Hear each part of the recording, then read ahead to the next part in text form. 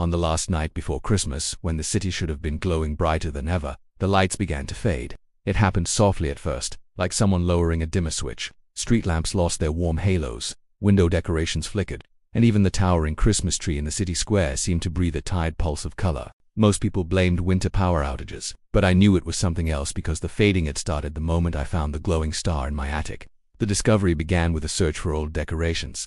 I had climbed the wooden steps into the attic, expecting nothing more than dusty boxes and forgotten ornaments. But instead, I noticed a faint shimmer coming from behind a stack of old books. It was small at first, like a spark caught in the corner of my eye. When I pushed the books aside, I found something I had never seen before, a star, no larger than my hand, glowing with a soft silver light even in the darkness. The moment I touched it, the attic transformed. The dust lifted itself into spirals of shimmering air. The wood creaked like a sleeping creature waking for the first time in centuries. And then, from the shadowed beams overhead, something stirred. It was an old man, yet not exactly a man. His cloak shimmered like night sky fabric stitched with constellations. His beard was frostwhite and his eyes glowed like distant galaxies. He seemed confused, looking around as though unsure of where he was or how long he had been asleep. And though he never spoke aloud, I felt his thoughts as clearly as if they were drifting through me. He called himself the Star Collector, an ancient guardian whose job was to gather fallen stars every century and restore them to the sky to renew the magic of Christmas. But something had gone wrong. The star in my hands, he explained without words, was one of the last glowing fragments of Christmas magic left in the world. Without it, the city would continue to fade, and eventually even the stars above would stop shimmering. The Star Collector had once tended to these tasks effortlessly, but time had worn away his memories. His purpose had slipped into darkness, and he had fallen into a deep sleep. Finding the last fallen star had awakened him, but his strength was not what it once was. He couldn't return the star to the sky alone. Outside the attic window, the lights of the city dimmed further. Cars crawled through half-lit streets. The Christmas tree lights blinked in slow, tired patterns, like a candle fighting wind. It was clear that whatever power the star held was fading too, just like the Star Collector. He lifted a trembling hand toward the window, and suddenly, the rooftop view shifted. Instead of snow-covered shingles and chimneys, I saw a sky full of stars, yet they looked weaker, washed out, struggling to shine. The Star Collector directed my gaze upward, showing me what the world had forgotten. That Christmas magic wasn't powered by decorations or electricity, but by the light of these ancient stars falling and returning to the sky. The star in my hands pulsed weakly, as if responding to his thoughts. It needed to be restored before Christmas morning. If not, the city would sink into darkness, and the cycle of magic would break forever. The Star Collector extended his hand, inviting me to take the journey with him, and somehow I knew I was meant to.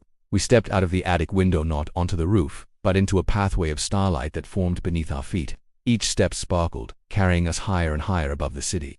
The rooftops shrank below us, and the frozen air became warm and soft, like velvet. The Star Collector's cloak unfurled behind him, creating a trail of constellations in our wake. But the journey was not easy. The higher we climbed, the heavier the star became, as though it sensed the thinning magic around it.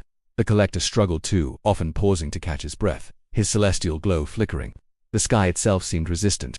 Clouds thickened, winds howled, and distant shadows moved like they were trying to pull the light from our hands. Still, we climbed. The city below dimmed further, until it was only a dull map of gray streets and cold buildings.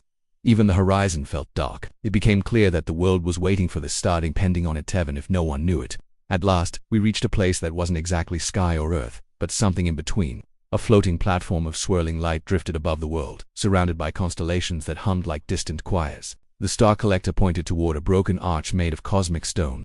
It was the Gate of Return, the place where fallen stars were restored every century. But the gate was cracked, its once brilliant surface now dull and lifeless. He knelt before it, placing a frail hand on the stone. It glowed faintly, struggling to awaken. I felt the star in my hands pulse again, brighter this time. The Collector motioned for me to place it into the heart of the arch. When I did, everything changed. The star floated upward, spinning slowly. The cracks in the arch filled with silver light. The sky above burst open in waves of color blues, golds, and brilliant whites that streamed across the horizon like ribbons. The star, now fully awakened, shot upward into the heavens, and as it rose, the constellations stirred. Stars blinked alive again, glistening with renewed strength. The Star Collector straightened, his eyes shining more clearly than before. His purpose returned to him like a long-forgotten memory suddenly sharpened. And then the most extraordinary thing happened. The city below lit up instantly. The Christmas tree blazed with color, street lamps glowed warmly. Windows sparkled again, even the sky above the rooftops reflected the renewed magic. For a moment, everything felt perfect, balanced, illuminated, a whole. The Star Collector looked at me not with words, but with gratitude that echoed through every shimmering part of him. He stepped back, dissolving slowly into constellations one last time.